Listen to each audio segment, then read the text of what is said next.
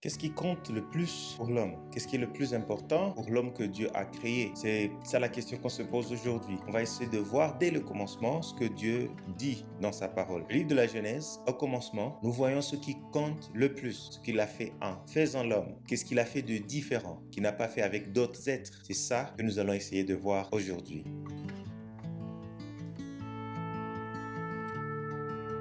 Bienvenue à notre troisième session, au troisième épisode où nous sommes en train de parler de messages, de différents points sur lesquels nous pouvons tabler lorsque nous sommes en train de parler de Dieu au commencement. Quand Dieu a créé l'homme, quand Dieu a créé la terre, quand Dieu a créé tout ce qui existe, aujourd'hui, qu'est-ce que nous pouvons apprendre? Qu'est-ce que ce récit que certains considèrent comme archaïque, démodé, dépassé, peut nous apprendre sur ce Dieu? Qu'est-ce que Dieu veut dire à l'homme dès le commencement? Ce Dieu qui ne change pas, ce Dieu qui est le même hier, aujourd'hui et éternellement, celui qui ne subit ni changement, ni ombre de variation, comme le dit sa parole. Qu'est-ce que nous pouvons apprendre de lui aujourd'hui? Quels sons de cloche pouvons-nous entendre en train de résonner jusqu'à nous aujourd'hui qui peuvent conduire notre vie pour que nous puissions aller en phase avec lui et mettre sur les mêmes ondes et lui être obéissants? Aujourd'hui, nous continuons avec le 11e message. Le plus important pour l'homme, c'est le souffle. Genèse chapitre 2, le verset 7 nous dit « L'Éternel Dieu forma l'homme de la poussière de la terre. Il souffla dans ses narines un souffle de vie et l'homme devint un être vivant. » La structure physique de l'homme ne diffère pas de la plupart des animaux ou des mammifères. Lorsqu'on dissèque un animal, un mammifère par exemple, à l'intérieur, il a quasiment les mêmes organes que ceux de l'homme. D'ailleurs, ne dit-on pas que selon la science, nous sommes les cousins proches de certains singes? Pourquoi? Parce qu'ils se comportent presque comme les hommes. Lorsqu'ils se tiennent debout parfois, lorsqu'ils font certains gestes, non seulement dans la gestuelle, mais aussi selon leur structure interne. Un estomac, deux reins, comme l'homme en a, les poumons. Mais selon ce que la parole de Dieu nous dit, dans l'homme, Dieu a fait quelque chose de particulier. Selon ce texte que nous venons de lire, lorsque Dieu a fini de créer l'homme, il a soufflé en lui, un souffle. Et c'est ça qui compte le plus. Le souffle de Dieu en nous est ce qui fait que nous lui ressemblions. La parole de Dieu, elle est claire. Au commencement, quand Dieu a créé l'homme, il a utilisé la terre. Il a pris la poussière et il a formé l'homme.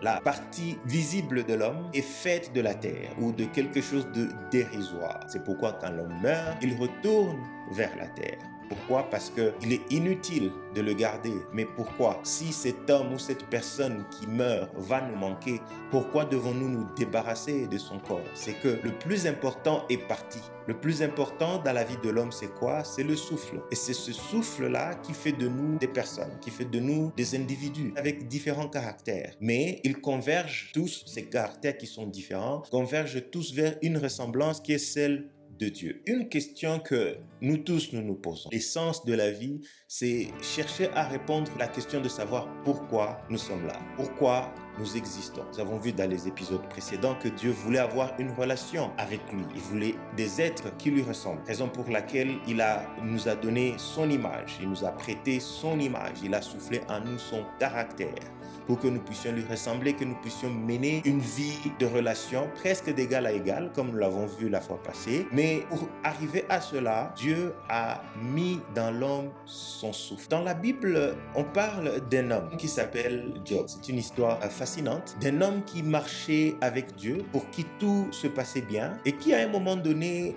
tout a tourné mal. Il a commencé à connaître divers malheurs. Il avait des amis. Durant son épreuve, ses amis sont venus le voir. Job chapitre 32, le verset 8. Mais en réalité, dans l'homme, c'est l'esprit, le souffle du Tout-Puissant qui donne l'intelligence. C'est une parole de la part d'un des amis de Job qu'on appelle Élihu. Il était le plus jeune. Les amis de Job avaient parlé. Ils ont parlé longuement. Venons de lire le chapitre 32. Presque les 30 premiers chapitres, tous parlent des échanges entre Job et les autres amis. Mais le plus jeune était humble. Il n'a pas voulu parler avant les autres. Il a eu son temps vers la fin de ce livre. Quand il commence à parler, il parle à Job et lui dit « Il est impossible que Dieu soit de ton côté. Le malheur qui t'arrive, ce n'est pas quelque chose qui peut arriver à quelqu'un qui est sur le droit chemin. » Et connaissant Dieu, il décrit, et c'est ça qui nous importe aujourd'hui. Il dit, en l'homme, ce qui compte, c'est Le souffle, c'est l'esprit, le souffle du Tout-Puissant qui donne l'intelligence. J'aimerais qu'on s'attarde un tout petit peu sur ce mot intelligence. Toi et moi sommes intelligents. L'homme, il est capable de faire évoluer les choses. Cultiver la terre, comme nous avons vu, Dieu lui a donné cette capacité. Il n'habite pas le même abri au travers du temps. Il évolue, il change les choses, il transforme son environnement. L'homme n'est pas l'être le plus habile. Il y a des animaux qui courent plus vite, qui sont plus agiles que l'homme. Il y a des animaux qui sont physiquement plus forts. Il y en a même d'autres qui sont plus rusés que lui. Mais il dit, dans l'homme, il y a quelque chose qui le distingue de tout, c'est le souffle du Tout-Puissant. Non pas le souffle de la respiration, parce que beaucoup d'autres animaux aussi respirent, et la science aussi a prouvé que les plantes aussi peuvent respirer, mais le souffle dont on parle ici est celui qui donne l'intelligence.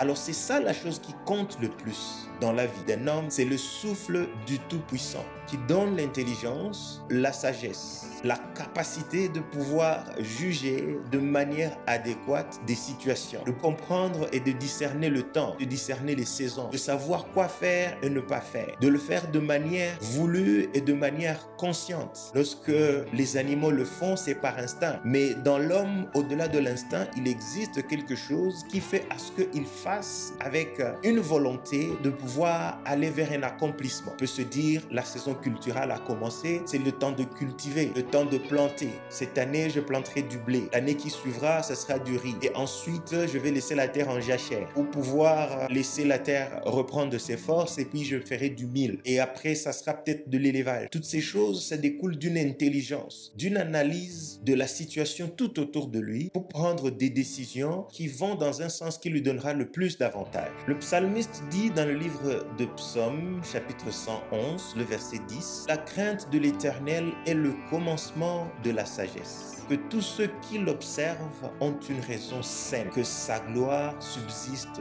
à jamais. » La crainte de l'Éternel, c'est le commencement de l'intelligence. L'intelligence, qu'est-ce qui la donne? C'est le souffle du Tout-Puissant qui est dans l'homme. C'est que Dieu a fait des choses telles que lorsque nous lui obéirons, lorsque nous obéissons à sa parole, lorsque nous allons vers ce que lui, il a voulu que nous fassions, nous soyons en adéquation avec ce qu'il recherche. Et qu'à ce moment-là, nous soyons intelligents. L'intelligence, ce n'est pas seulement le fait de pouvoir résoudre les défis qui sont présentés, mais c'est le fait de craindre Dieu, de répondre à ses exigences et de faire à ce que ce souffle du Tout-Puissant qui est en nous reflète le vrai de Dieu qui se trouve en nous. Alors, l'image de Dieu que nous portons en nous est une image de l'esprit. En réalité, dans l'homme, même si nous voyons ce qu'il est capable d'accomplir, nous voyons où il est capable d'aller, il est même arrivé à quitter la planète Terre pour rentrer dans l'espace. Mais en vérité, ce qui compte, ce qu'il y a en lui, ce qui fait toutes ces choses, c'est quelque chose de caché. C'est une réalité spirituelle. C'est l'esprit. C'est le souffle du Tout-Puissant qui lui fait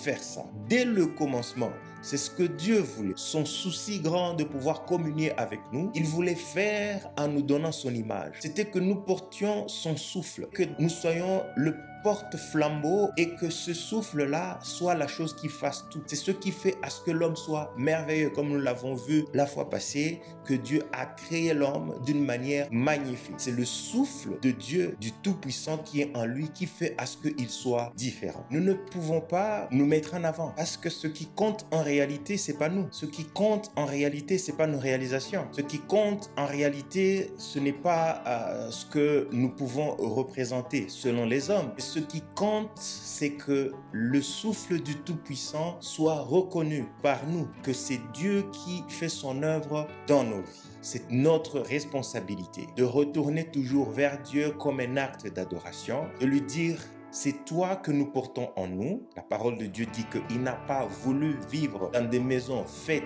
de main d'homme, dans des temples, mais qu'il a décidé de venir habiter en nous. Emmanuel, Dieu parmi les hommes, qui nous envoie son esprit, ce même esprit qui marchait sur les eaux au commencement, mais vient habiter en nous. Et nous devenons le temple du Saint-Esprit, pour que le souffle de Dieu, ou bien que la vie de Dieu, que Dieu lui-même se manifeste au travers de toi, au travers de moi, pour son unique gloire. Le 12e message que j'aimerais partager en ce jour, c'est que les épreuves nous sanctifient pour Dieu. Nous avons vu que la sanctification veut dire la séparation ou la mise à part. Le fait que Dieu nous prenne et qu'il nous mette à part pour son œuvre, qu'il nous sépare de certaines choses. Nous avons vu que dans la création, Dieu fait des séparations. La création a consisté en une séparation et que cette œuvre de la sanctification continue dans nos vies parce que lorsque Dieu se manifeste dans notre état d'homme déchu dans nos vies, il veut que nous nous séparions d'une certaine idée qu'il ne veut pas de nous afin que nous puissions lui ressembler. Dieu parvient à faire ça dans nos vies au travers des épreuves. Et Dieu a voulu que l'épreuve existe même avant que l'homme ne chute. Dès le commencement. Nous lisons ensemble Genèse chapitre 2, le verset 15 à 10. L'Éternel Dieu prit l'homme et le plaça dans le jardin d'Éden pour le cultiver et pour le garder. L'Éternel Dieu donna cet ordre à l'homme. Tu pourras manger de tous les arbres du jardin, mais tu ne mangeras pas de l'arbre de la connaissance du bien et du mal, car le jour où tu en mangeras, tu mourras. Voilà ce que Dieu dit à l'homme. Tu as toute la liberté, mais je t'éprouverai, car mon œuvre est une œuvre de la sanctification. C'est une œuvre où tu dois savoir mettre à part ce qui me plaît, parce que dans l'échange que j'ai envie d'avoir avec toi, je veux que tu me ressembles totalement. Même si tu as la liberté, tu as le droit à déterminer qui tu veux être. Si tu décides de faire les choses selon toi-même, je ne t'empêcherai pas. Mais toutefois, il y aura des conséquences. Mais pour que tu sois comme moi, je t'éprouverai. Ceci est d'autant plus vrai que même l'homme déchu qu'il est, il doit éprouver son contemporain pour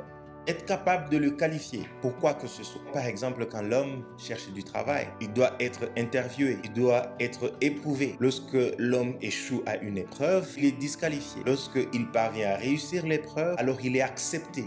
C'est l'image de Dieu qui s'exprime en nous. L'homme doit passer par l'épreuve. Lorsque nous réussissons l'épreuve, alors nous sommes sanctifiés. La liberté de l'homme ne pouvait pas exister sans épreuve. Pas d'épreuve, pas de liberté. Car s'il n'y a pas d'épreuve, alors la vie elle est monotone. Tout est figé. Car il n'y a rien qui s'oppose. Pour parler de liberté, il faudrait qu'il y ait quelque chose qui contraigne. Il faudrait qu'il y ait quelque chose qui m'empêche de pouvoir vouloir aller d'une certaine façon, mais que dans mon libre choix, je me dise quand même cette option existe, je décide de marcher selon cette autre option. L'épreuve de Dieu n'est pas le résultat de la chute de l'homme. L'épreuve de Dieu est une méthode que Dieu utilise pour pouvoir nous séparer de ceux qui désobéissent à sa parole. Raison pour laquelle Jésus-Christ lui-même fut éprouvé. Avant de commencer son ministère, il a dû passer par des épreuves pour montrer que le fait d'être éprouvé n'est pas quelque chose qui devrait nous étonner. Lorsque nous passons par des choses qui peuvent sembler être difficiles, c'est pas synonyme de l'absence de Dieu. L'épreuve de Dieu diffère de la tentation de Satan par le simple fait que quand Dieu éprouve, il recherche de l'obéissance en nous. Tandis que quand Satan nous tente,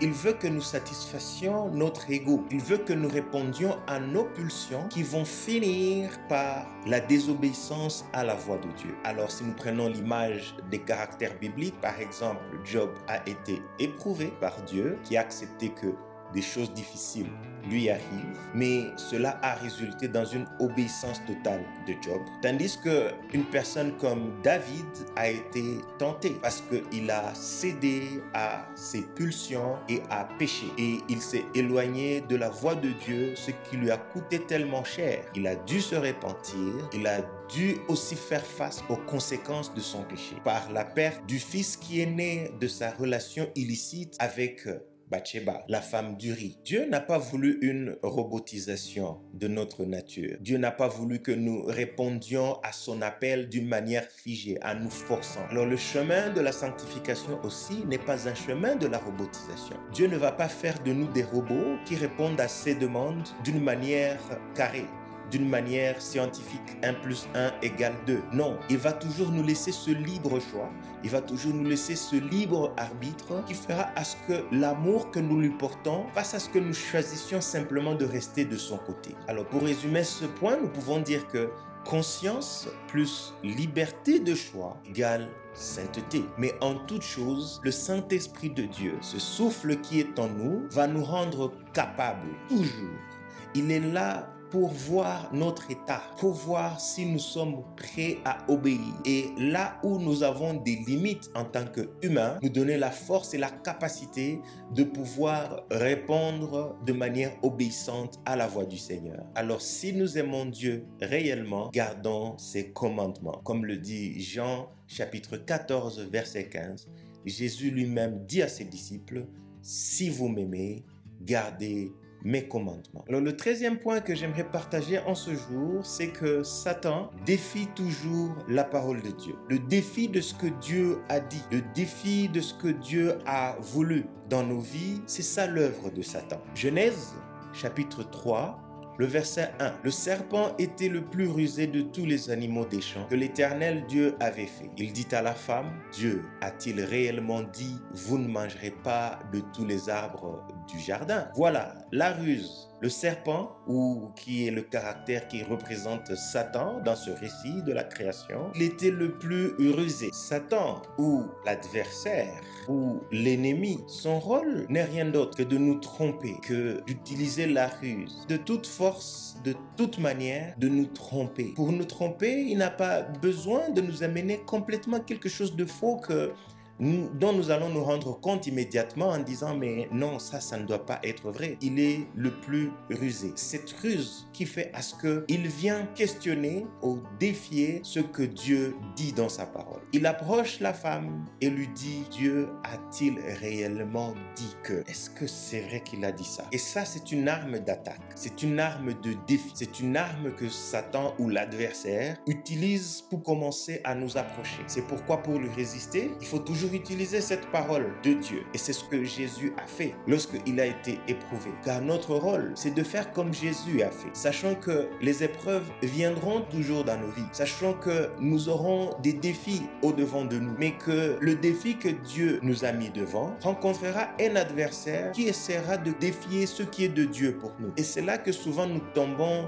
dans le piège. Car la ruse, elle consiste en une déviation d'une voie qui était bonne, mais à cause d'un petit mensonge, à cause d'une petite chose, on commence à se poser la question, à se décourager, à se demander si Dieu vraiment veut ça. Nous avons toujours pensé que Satan viendra contre nous comme cet être très effrayant, avec des cornes qui fera à ce que nous ayons peur. Non, Satan, l'adversaire, nous attaque simplement par quelque chose de rusé, quelque chose de trompeur, quelque chose que l'on peut appeler de dribble, où on va nous faire croire qu'on veut aller à gauche alors qu'en réalité on est en train d'aller à droite. La ruse du diable consistera toujours par attaquer ou bien défier ce que Dieu nous a dit en nous donnant une fausse image, mais qui est proche de la réalité, en cherchant à mettre notre foi à quelque chose d'autre, différent du chemin que Dieu a prévu pour nous. La clé de la solution se trouve simplement dans une humilité qui fera ce que nous retournions à mettre notre foi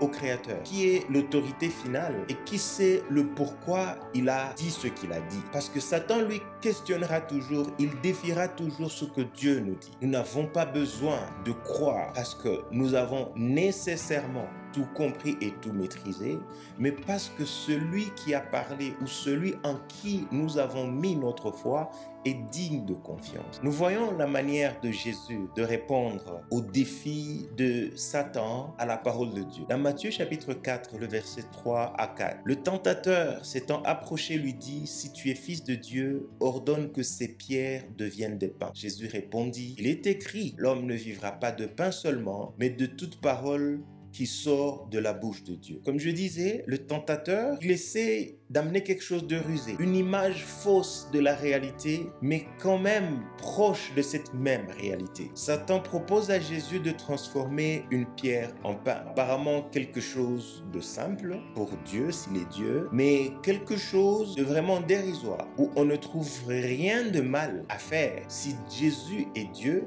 il peut transformer cette pierre en pain. Mais du moment qu'il le fait alors qu'il est Dieu, alors il est dans une impossibilité parce qu'il est obligé de trouver d'autres solutions qui ne sont pas trouvées en lui. Mais Jésus répond à Satan en lui disant, « L'homme ne vivra pas seulement de pain, mais de toute parole qui sort de la bouche de Dieu. » Comme pour dire, tout ce dont l'homme a besoin se trouve en Dieu lui-même. Alors comme je suis Dieu et que je suis la parole, je m'autosuffis. Vous voyez la ruse du diable? Jésus qui est à la fois homme l'homme et Dieu pleinement, si Jésus répond en disant « Oui, j'ai faim, je dois transformer cette pierre en pain », il allait montrer une incapacité, une impossibilité qui se trouve déjà en lui. Ça ferait déjà de lui pas Dieu. Et il lui dit « Non, va loin de moi, parce que l'homme ne vivra pas seulement de pain, mais de tout ce qui est en moi. En moi se trouve tout ce qu'il faut pour la vie. » Le 14e point pour ce soir ou pour ce jour, selon où vous vous trouvez, c'est que non seulement Satan questionne ou défie la parole de Dieu, mais il défie aussi l'amour de Dieu pour nous. Genèse chapitre 3, le verset 6. La femme vit que l'arbre était bon à manger et agréable à la vue, et qu'il était précieux pour ouvrir l'intelligence. Elle prit de son fruit et en mangea. Elle en donna aussi à son mari qui était auprès d'elle, et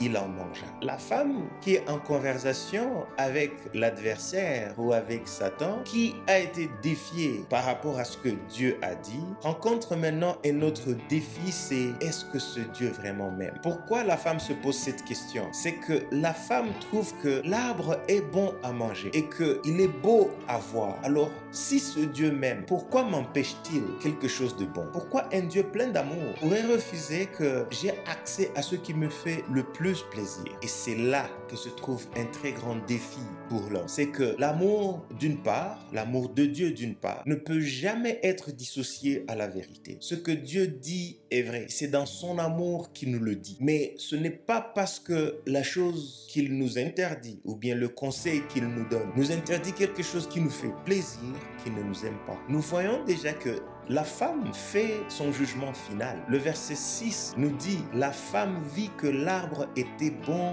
à manger ». La femme n'avait pas vu cela avant. Et pourtant, Dieu avait déjà donné une information à propos de cet arbre auparavant, en disant « Vous ne mangerez pas de son fruit, vous ne vous en approcherez pas ». Mais quand l'adversaire ou Satan défie l'amour de Dieu dans sa vie, c'est là qu'il commence à trouver que c'est bon à manger. Le péché, nous y tombons en pensant que ce que nous faisons est bon. Elle se dit c'est bon à manger. Mais Dieu a interdit cela. Pourquoi l'a-t-il fait? C'est qu'il ne m'aime pas. Ne dit-on pas souvent si Dieu est amour, alors personne ne périra, parce qu'il ne peut pas permettre que certaines aient le paradis et que d'autres n'en aient pas. Voilà là où se trouve le défi de la parole de Dieu, le défi de l'amour de Dieu pour l'homme. C'est que Dieu nous dit ce qui est vrai, mais nous voulons ce qui nous plaît. Et lorsque ce qui nous plaît n'est pas trouvé, nous pensons que Dieu ne nous aime pas. C'est la raison pour laquelle l'homme archaïse la parole de Dieu. On dit que la Bible est un livre d'un autre siècle ou même d'un autre millénaire. Comment est-ce que nous pouvons continuer à y mettre notre foi alors que les choses ont changé au travers du temps? Luc chapitre 15, le verset 25 au verset 31. Or, le fils aîné était dans les champs lorsqu'il revint et approcha de la maison. Il entendit la musique et les danses. Il appela un des serviteurs et lui demanda ce que c'était. Ce serviteur lui dit, ton frère est de retour et parce qu'il l'a retrouvé en bonne santé, ton père a tué le veau gras. Il se mit en colère et ne voulut pas entrer. Son père sortit et le pria d'entrer. Mais il répondit à son père, voici, il y a tant d'années que je te sers sans avoir jamais transgressé tes ordres et jamais tu ne m'as donné un chevreau pour que je me réjouisse avec mes amis. Et quand ton fils est arrivé, celui qui a mangé ton bien avec des prostituées, c'est pour lui que tu as tué le veau gras. Mon enfant, lui dit le père, tu es toujours avec moi et tout ce que j'ai est à toi. Voilà le fils prodigue qui ne trouve pas que son père l'aime, simplement parce que son père est capable de faire des choses pour quelqu'un de méchant. Son frère, il a mal agi, mais on est capable de fêter pour lui. Mais lui qui n'a jamais rien fait de mal, on n'est pas capable de fêter. Est-ce que nous ne nous posons pas souvent ces questions? Si Dieu existe, pourquoi les méchants prospèrent et ceux qui l'aiment, ils souffrent, ils ont des difficultés, ils ont des problèmes? Ça, c'est l'œuvre de l'adversaire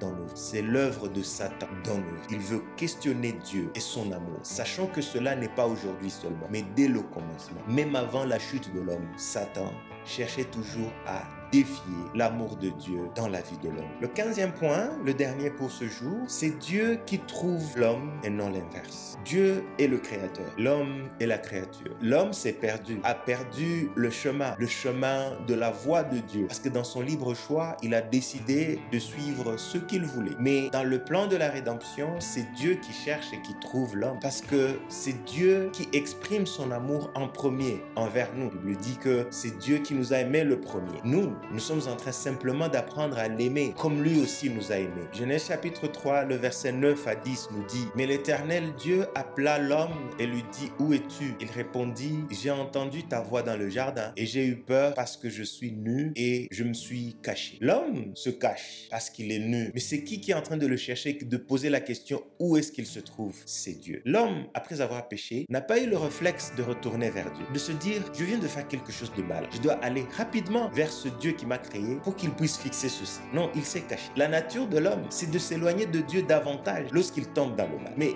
la nature de Dieu, c'est d'aller vers l'homme encore davantage lorsqu'il essaie de s'éloigner de lui. La désobéissance de l'homme n'a pas empêché Dieu de demander à l'homme où il se trouvait, de le chercher afin que l'homme se retrouve. Pas parce que Dieu ne pouvait pas trouver l'homme ou il ne savait pas où est-ce qu'il était, mais pour que l'homme soit conscient que Dieu est là et qu'il a toujours envie d'avoir une relation avec lui. Il n'existe aucune profondeur de mal dans laquelle Dieu n'est pas capable d'aller nous trouver. Dieu nous cherche même si nous avons fait du mal tel qu'aucun homme ne peut pardonner. Dieu, on ne le trouve pas dans la recherche. Dieu se révèle lui-même et il révèle la partie de lui qu'il veut. Et à toute personne qu'il a créée, il est capable de se révéler, mais il lui laisse toujours la liberté d'accepter de croire en lui ou pas. Cette recherche de l'homme perdu, c'est en cela que consiste l'amour de Dieu. Cela n'est pas d'aujourd'hui. Depuis le commencement, aimons Dieu, servons-le, cherchons-le parce que lui, c'est lui qui nous trouve. Et il nous trouve pour que nous puissions le chercher. C'est lui qui nous le dit. Dans 2 Chroniques chapitre 7, le verset 14, « Si mon peuple sur qui est invoqué mon nom s'humilie, crie et cherche ma face, et s'il se détourne de ses mauvaises voies, je l'exaucerai des cieux, je lui pardonnerai son péché et je guérirai son pays. »